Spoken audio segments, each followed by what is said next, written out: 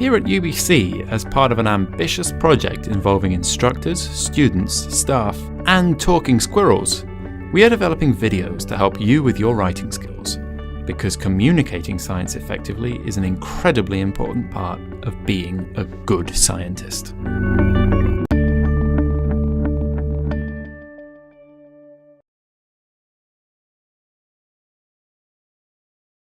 One of the goals of good science communication is to make specialist topics accessible to everyone. This is why word choice is so important. You must be really careful not to use language that might confuse your audience. Bear in mind that some words mean different things in different contexts. In our first example, Grammar Squirrel is telling Grammar Badger that burning fossil fuels will have a significant effect on global temperature. Unsurprisingly, Grammar Badger don't care. One of Grammar Squirrel's friends has some background knowledge in statistics, and as a result, she pictures the image that Grammar Squirrel was intending to get across. But the other two friends don't have any statistics background knowledge, and this leads to them interpreting the message incorrectly. To them, significant just means important, but this is subjective. What was important to one squirrel might not be to another. And that's a big problem when we're talking about statistical significance, because, by definition, it should be an objective comparison. Realizing that there is a problem here, Grammar Squirrel checks the web to find a clear definition of significance. She reads from a statistical point of view that it's used when there is likely a real difference between groups. And she also sees that significant does mean important, and begins to see where the misinterpretation might come from. Bearing this in mind, she decides to rephrase her sentence and now says, burning fossil fuels will impact global temperatures. This means the same thing to everyone, regardless of whether they have the statistical background knowledge or not, and as a result, it's a better word choice. Next, Grammar Squirrel explains that burning fossil fuels releases aerosols into the atmosphere.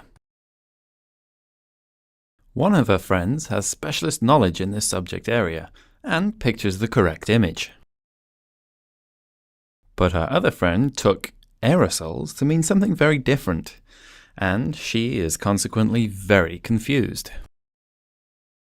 This time, Grammar Squirrel checks the dictionary, and sees that there are indeed two definitions for aerosols, one being tiny particles suspended in air, and two being materials packed into spray cans. So, realizing that there is a potential problem here, she rephrases her sentence to say, burning fossil fuels releases tiny particles, called aerosols, into the air. And suddenly, the problem has disappeared. Finally, Grammar Squirrel explains that an increase in aerosol concentration should result in decreased temperatures, because more particles in the air deflect and absorb heat. One friend understood it fine again. By negative trend, she understood that as one variable increased, the other decreased. But her other friend completely misunderstood. He took negative trend to mean a bad trend, and having heard bad things about global warming, he pictured the opposite relationship. This time, Grammar Squirrel checked with two of her other friends. She asked one with a science background and one without how they interpreted the meaning of her sentence. Unsurprisingly, they confirmed the different interpretations that her other friends had.